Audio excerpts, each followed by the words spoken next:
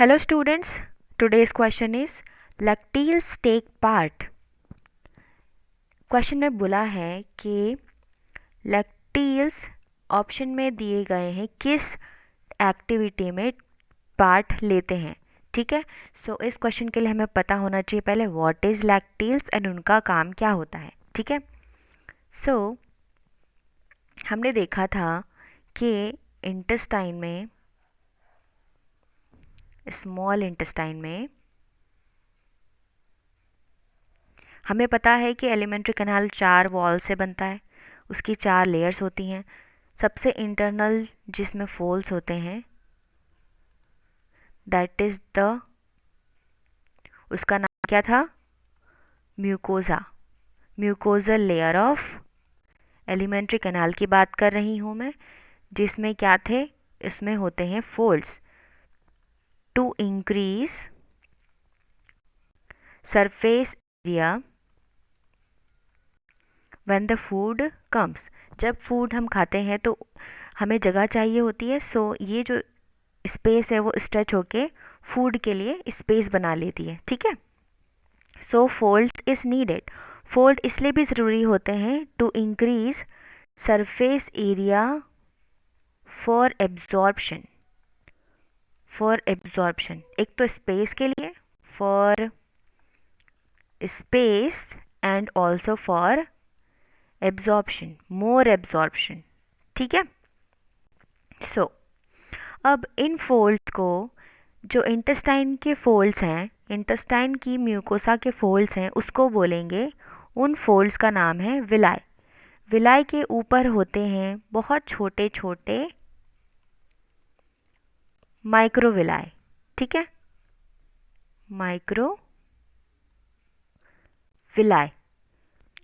ये माइक्रोविलाई कैसे दिखते हैं, अगर हम देखें जूम करके, मतलब एक ये स्मॉल इंटेस्टाइन है, ये है म्यूकोसा।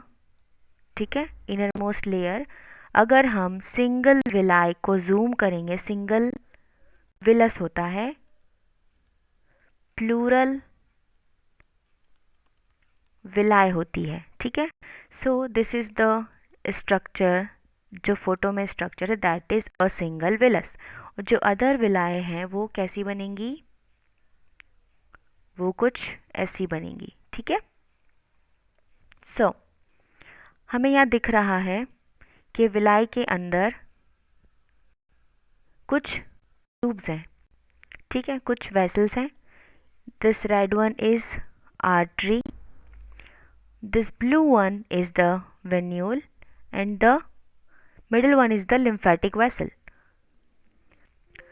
आर्टरी और वीन विलाई के अंदर जाके और थिन हो जाती है, उन दोनों को फिर बोलते हैं ब्लड कैपिलरीज। जब लिम्फेटिक वेसल विलाई के अंदर जाके और थिन होती है तो उसको बोलते हैं लैक्टील। और ये जो माइक्रोविलाई के ऊपर जो स्मॉल, दिस वन, ये जो है वो होती है माइक्रोविलाई। ये पूरी विलाई के ऊपर प्रेजेंट होती है माइक्रोविलाई।